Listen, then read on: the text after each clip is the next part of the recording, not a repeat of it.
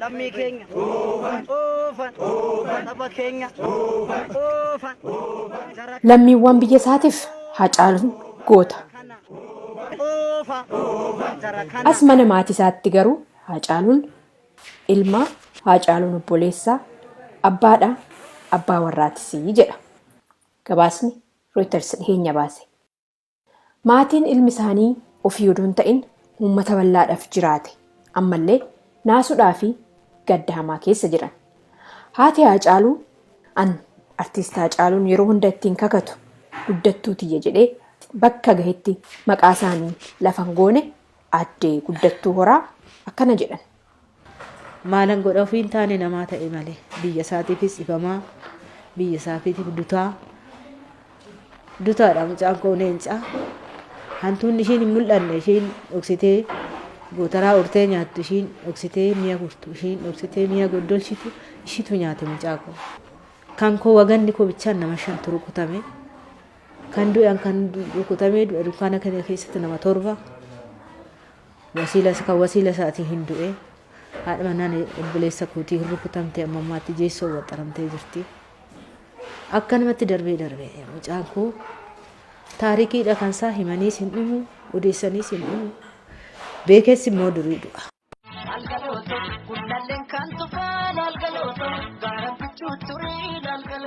Albamii isaa ittiin beekamtii argate kan duraa Sanyii Mootii bara 2009 odoon baasin dura artiist Haacaaluun mana hidhaa Amboo Karchallee keessatti waggaa 5 hidhameera.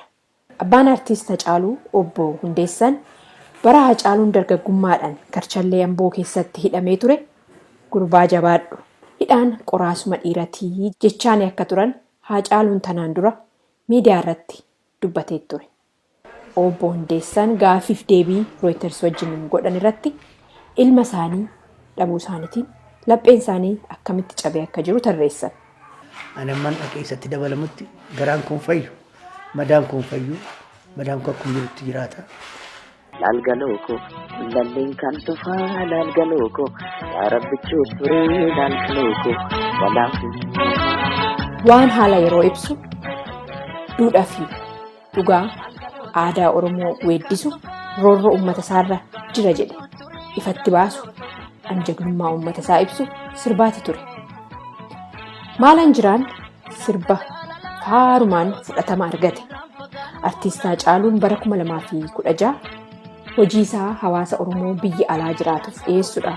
Yeroo as United States dhufee turetti VOA Afaan Oromoo irratti dhihaatee maalan jiraa wanni sirbeef akka itti Oromoon Finfinneedhaa fi naannoo ishiirraa itti buqqifame ibsuufanii jedhee ture.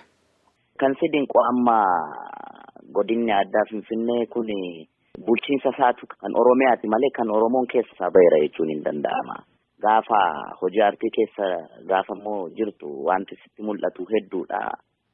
Warri Yaayyaa Gullallee, warri Yakkaa, warri Galaan, warri Abbichuun kun waggaa 130 dura yeroo ontuun isaaniirraa fudhatamu humnaanis tooftaa bulchiinsa yeroo sana jiruutiin qe'een isaaniirraa fudhatame.